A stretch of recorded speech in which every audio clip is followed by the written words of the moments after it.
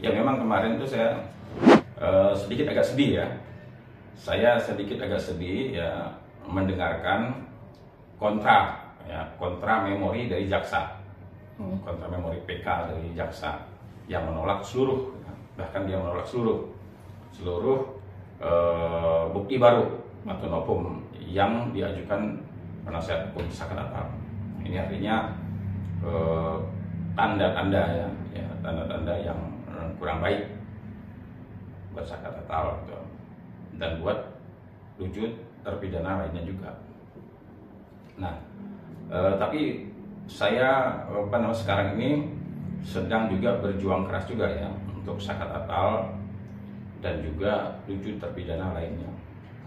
Kan tanggal 31 ini nanti sidang perdana gugatan perbuatan melawan hukum yang sudah kita daftarkan ya.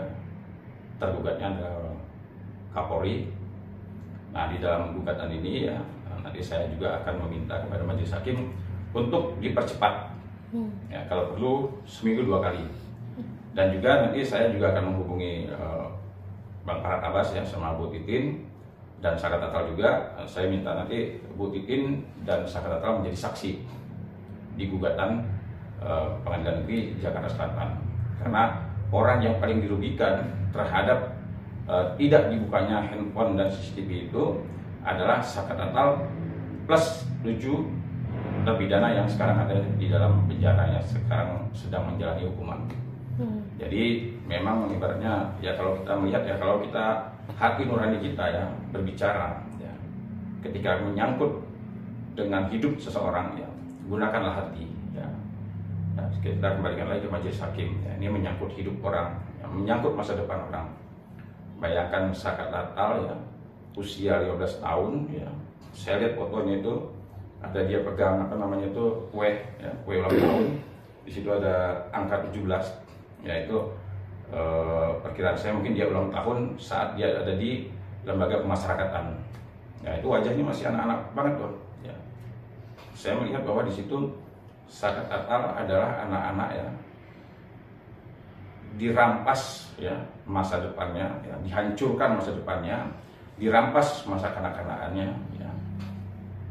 Nah, kemudian dia harus menjalani hukuman, dia tumbuh dan berkembang selama 4 tahun di dalam penjara.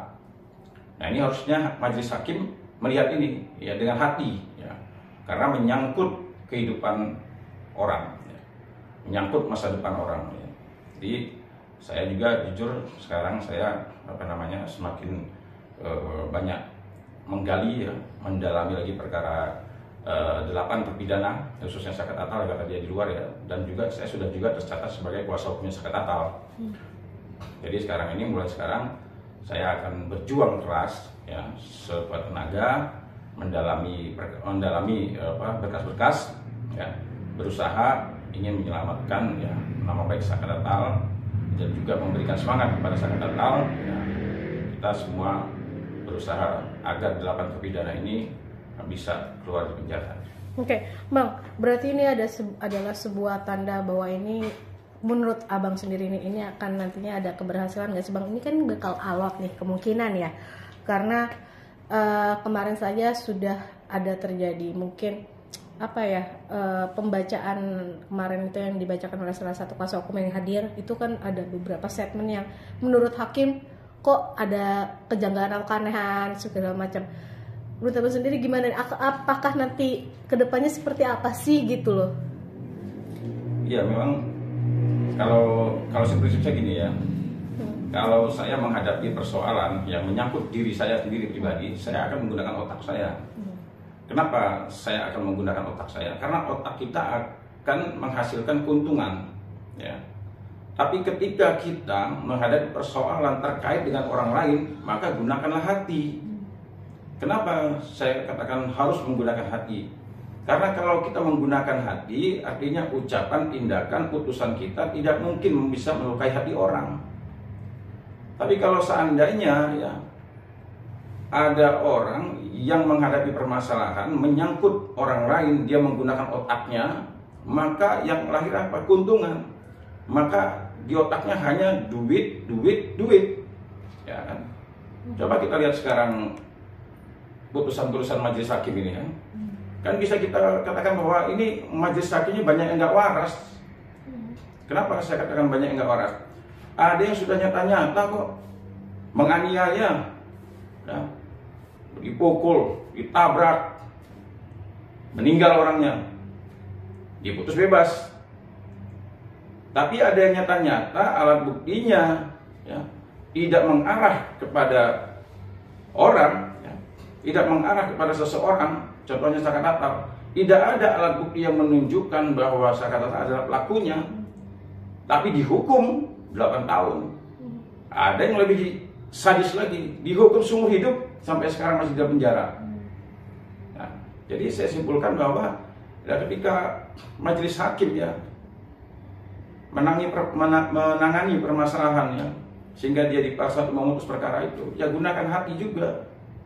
Agar apa? Ya agar jangan sampai dia bisa menyakiti hati orang ya. Walaupun di dunia ini tidak ada hakim yang adil gitu kan. Tapi usaha dia untuk berbuat adil itu yang dinilai orang gitu kan. Ya jadi saya berpesan juga kepada majelis hakim ya, gunakanlah hati, ya gunakanlah otak yang sehat, ya pikiran yang waras ya, dalam memutus suatu perkara ya. Kita punya anak, kita punya adik, kita punya tetangga, kita punya saudara ya. Tidak menutup kemungkinan hal yang terjadi ya pada Saka Tatal plus 7 terpidana akan terjadi juga kepada anakmu, kepada cucumu, kepada saudara-saudaramu ya. Majelis hakim ya tolong dipertimbangkan ya matang-matang, masa-masa dipikir 1000 kali kalau seandainya mau menjatuhkan hukuman ya kepada siapapun ya, tolong yang adil dan bisa dipertanggungjawabkan dunia dan akhirat. Baik Bang. Nah lalu mungkin langkah selanjutnya mungkin dari Abang dan tim kuasa hukum untuk membela Saka Tatal di tanggal 31 nanti seperti apa sih Bang, sejauh mana sih persiapannya? Yang pertama ya, saya meminta kepada majelis hakim proses persidangan ini dipercepat ya, sesuai dengan azas pengadilan itu sederhana, cepat, ringan biaya. Itu satu. Yang kedua ya, kalau bisa majelis hakim ya mengabulkan permohonan kami. Kenapa kami minta mengabulkan permohonan gugatan kami itu? Karena ini menyangkut kembali lagi menyangkut dengan nasib orang. Ada Saka Tatal dan 7 terpidana yang sekarang berada di penjara. Ya, apa yang kami inginkan ini ya sebenarnya sudah kewajiban dari pihak penyidik, pihak jaksa, dan pihak majelis hakim terdahulu.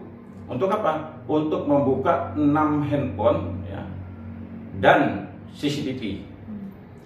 Nah, jadi harapan saya sekarang ini karena ada 2 kelompok.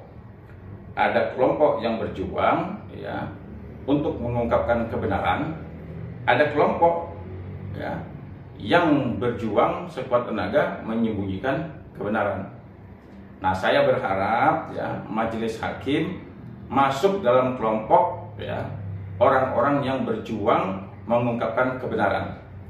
Begitu juga pihak kepolisian. Saya juga berharap ya dengan harapan yang begitu besar kepada Pak Kapolri, ya, Pak Listio Sigit berada di kelompok orang yang berjuang untuk mengungkapkan kebenaran. Jadi persiapan kami sekali lagi kami persiapkan matang-matang, ya. Kami persiapkan matang-matang banget, ya. Kami persiapkan dengan seteliti mungkin. Saksi saya juga akan minta nanti Saka Tatal, Ibu Titin, ya menjadi saksi karena mereka lah yang dirugikan. Nah, kemudian nanti pada Pak Reza Indragiri, Pak Susno Duaji, ya, dan mungkin ada ahli-ahli yang lain bisa kami minta kesediaannya untuk membantu ya berada di kelompok orang-orang yang benar-benar berjuang untuk mengungkapkan kebenaran agar apa? Agar keadilan itu lahir di bumi pertiwi kita. Oke. Lalu mungkin selain itu ada ya bukti-bukti tambahan baru nggak sih Bang dalam nanti membantu persidangan Saka Tatal di agenda-agenda selanjutnya begitu Bang? Karena ini kan bisa dibilang polemik ya, kayak banyak yang mengatakan bahwa ini kan udah di penjara, lalu apa sih yang harus dibela gitu? Apakah mungkin dari mau gugat secara materi kerugian kemarin 4 tahun lalu atau bagaimana nih Bang? Ya. Saka. Ya, yang pertama gini, memang sebenarnya sih Saka Tatal ini sudah keluar surat dia bebas murni nih. Ya. Jadi sebenarnya kalau bicara masalah kepentingan dia sekarang udah nggak ada lagi, kecuali dia harus membersihkan namanya. Sekarang kan dia bisa disebut residivis, mantan narapidana. Ya, tapi dia berjuang apa? Bukan permasalahan tentang dirinya. Kalau diri dia mungkin dia sudah bisa menghirup udara segar. Tapi justru dia, ya sekarang ini saya katakan ya, kalau seandainya, saya mohon maaf aja nih, ibaratnya kalau kayak Peggy Setiawan kemarin, dia cuma 49 hari kalau ditangkap, ya kan? Terus perjuangan dia, ya mohon maaf, sehingga dia keluar dari penjara itu kan yang berjuang itu di luar kuasa hukumnya, netizen, semua orang berjuang untuk menyelamatkan Peggy Setiawan. Tapi kalau Saka Tatal sekarang berjuang untuk siapa dia? Dia benar-benar berjuang untuk dirinya sendiri. Jadi kalau bisa dikatakan ya, kalau menurut saya, kalau seandainya disebut siapa pejuang keadilan, Saka Tatal. Karena apa? Dengan segala risiko loh dia. Dia sudah bebas murni, tapi dia masih berjuang untuk membersihkan namanya dan menyelamatkan juga 7 narapidana yang lain. Ya kan? Padahal kalau dia bicara sudah aman kok saya. Nah, justru sebenarnya pejuang keadilan itu sebenarnya Saka Tatal. Jadi saya mengapresiasi kepada Saka Tatal keberanian dia ya untuk berjuang ya mengungkapkan kebenaran ya agar adanya keadilan di Indonesia ini luar biasa. Artinya tujuan dia bukan uang, bukan untuk biar terkenal atau lain-lainnya, enggak. Tujuan dia memang sebenarnya dia membersihkan namanya dan juga ya dia harus mengungkapkan kebenaran. Dia bukan pembunuh ya, kita buktikan dia bukan pembunuh. Dia bukan pemerkosa, kita buktikan dia bukan pemerkosa. Dan juga negara dalam hal ini ya hakim, ya polisi, jaksa, ya menurut saya juga jangan memaksakan kehendaknya kalau memang tidak ada bukti-bukti yang mengarah ke dia. Ya cuman saya mengingatkan, ingat kita ini penegak hukum, dunia dan akhirat kita diminta pertanggungjawaban. Oke, Bang. Berarti Abang dan tim sudah berapa persen nih? Kemarin ada yang perlu direvisi nih, kemarin sidang pertama Saka Tatal. Lalu sekiranya ada yang direvisi kembali nggak sih Bang untuk biar bukti kuat nih untuk membantu Saka Tatal? Mungkin ada update-nya terbaru apalagi nih Bang? Kalau saya kebetulan ya saya memang Pak Abbas mengajak saya ya. Nah cuma memang karena saya di Jakarta ini banyak kesibukan sehingga saya tidak bisa turun langsung ke sana. Tetapi ya artinya pemikiran dan tindakan teman-teman saya Pak Abbas dan rekan-rekan lain yang ada di Cirebon, seperti sekarang kan mereka hari Rabu itu kan sidang. Sementara saya juga sidang nih. Sama sidangnya, mereka sidang PK Saka Tatal, saya juga sidang untuk memperjuangkan Saka Tatal. Artinya udah saya di Jakarta, mereka di Cirebon. Tetapi ibaratnya kan silakan nanti tim yang di Cirebon mengeluarkan pendapat, tenaga, pikiran dan lain sebagainya di Cirebon. Nah, saya mempersiapkan di sini. Nah, jadi cuma satu aja kalau menurut saya ya. Karena PK, kenapa kemarin jaksa mengatakan bahwa itu bukannya bukti baru, bukan novum, karena itu dulu pernah dipersembahkan katanya di 2016 yang lalu. Nah, memang ya ibaratnya bisa saya katakan ya ada benarnya juga. Tapi ada juga beberapa bukti yang belum diajukan juga 2016. Tapi ya, saya ingin katakan sekali lagi, yang disebut dengan novum ya sekarang ini ya sebenarnya ada di mana? Ada di penyidik. Apa itu? Handphone dan CCTV. Karena kalimatnya mengatakan ya novum itu bukti baru ya yang belum pernah dipersembahkan 2016 yang lalu. Kalau seandainya pada sidang 2016 yang lalu dipersembahkan, maka putusannya akan berubah. Contohnya, kalau seandainya CCTV dibuka atau handphone dibuka, itu bisa mengubah putusan, bisa membebaskan Saka Tatal dan 7 terpidana lainnya. Inilah yang disebut novum baru. Jadi, ya sekali lagi saya berharap ya majelis hakim yang nanti memeriksa perkara kami di Pengadilan Negeri Jakarta Selatan, plus juga pihak kepolisian, saya berharap mereka ya mau mengungkapkan kebenaran jangan menyembunyikan kebenaran, ya. Agar apa? Agar lahirlah keadilan. Ya, Novum baru itu ada di mana? Ada di penyidik. Kita sama-sama nanti bisa menyaksikan, sama-sama membukanya. Oke. Jadi jangan lupa untuk subscribe Cumi Cumi. Ditekan ya tombol lonceng merahnya.